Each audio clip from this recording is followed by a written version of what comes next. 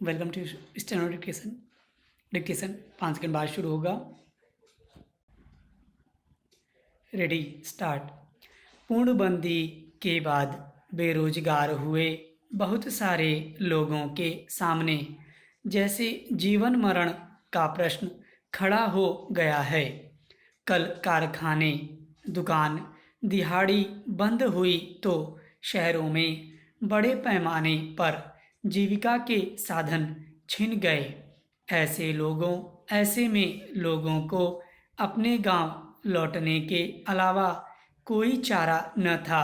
सो लाखों लोग इस उम्मीद में गांव लौट गए कि वहां पहुंचकर कम से कम अपने लोगों के बीच रहेंगे। वहां भूखों मरने की नौबत तो न आएगी, मगर वह भी छलावा साबित हो रहा है। गांव घर की जिस बदहाली से तंग आकर वे सपने बुनते हुए शहर गए थे, वही उनके सामने मुंह बाए फिर खड़ी हो गई।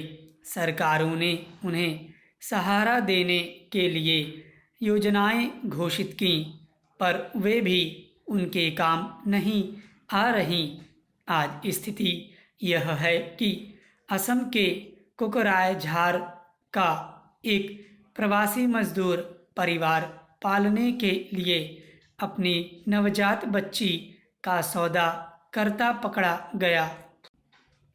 हालांकि पूर्णबंदी के बाद बेरोजगारी के आलम में यह अपने तरह की पहली घटना प्रकाश में आई है, पर असम, उड़ीसा, झारखंड आदि राज्यों के लिए नई नहीं है। गरीबी झेल रहे कई लोगों के लिए अपनी बेटियों का सौदा करना आसान जरिया नजर आता है। गनीमत है असम की घटना में समय रहते पुलिस को सूचना मिल गई और उसने बच्ची के पिता और मानव तस्करी में शामिल 2 महिलाओं को गिरफ्तार कर लिया। गरीबी और भूखमरी झेल रहे इलाकों में बच्चियों की खरीद बिक्री और तस्करी पर रोक लगाना बड़ी चुनौती है। अनेक अध्ययन और मानवाधिकार कार्यकर्ता सिफारिश कर चुके हैं कि असम, पश्चिम बंगाल, उड़ीसा, झारखंड के कुछ इलाकों में जिन्हें 2 वक्त का भोजन भी उपलब्ध नहीं हो पाता, वे अपनी बच्चियों को मानव तस्करों के हाथों बेचने पर मजबूर होते हैं। अगर ऐसे परिवारों की पहचान कर उनके भोजन की व्यवस्था की जा सके तो बच्चों की तस्करी पर रोक लगाई जा सकती है। पर ऐसा नहीं हो सका है, जिसके चलते मानव तस्करों का गिरोह उन इलाकों में सक्रिय है। असम के कोकराझार जिले का मजदूर भी अपनी बच्ची को बेचने का कदम इसीलिए उठा पाया क्योंकि उसकी नवजात बच्ची के खरीदार सहज उपलब्ध थे।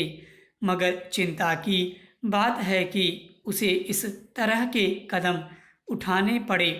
उसने परिवार का पेट पालने के लिए रोजगार तलाशने की भरसक कोशिश की, पर कहीं कामयाबी नहीं मिल पाई, इसलिए वह हताश हो गया था। उसे कोई काम धंधा मिल जाता तो शायद यह कदम न उठाता।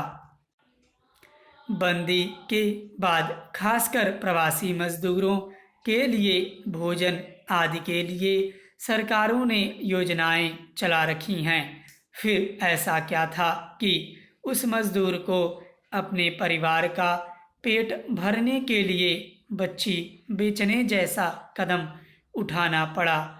यह असम सरकार की तैयारियों पर भी सवाल है।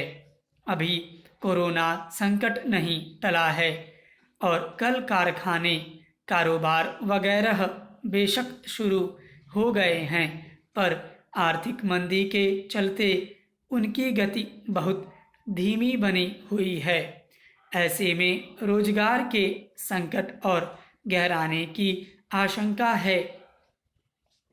सरकारें चाहे जितने दावे कर रही हों कि लोगों को स्थानीय स्तर पर ही रोजगार उपलब्ध कराए जा सकेंगे, पर हकीकत यह है कि बहुत सारे लोगों के सामने 2 वक्त की रोटी जुटाने का भी कोई जरिया नहीं रह गया है।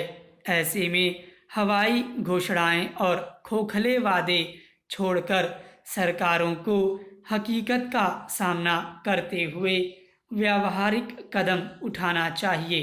स्टॉप।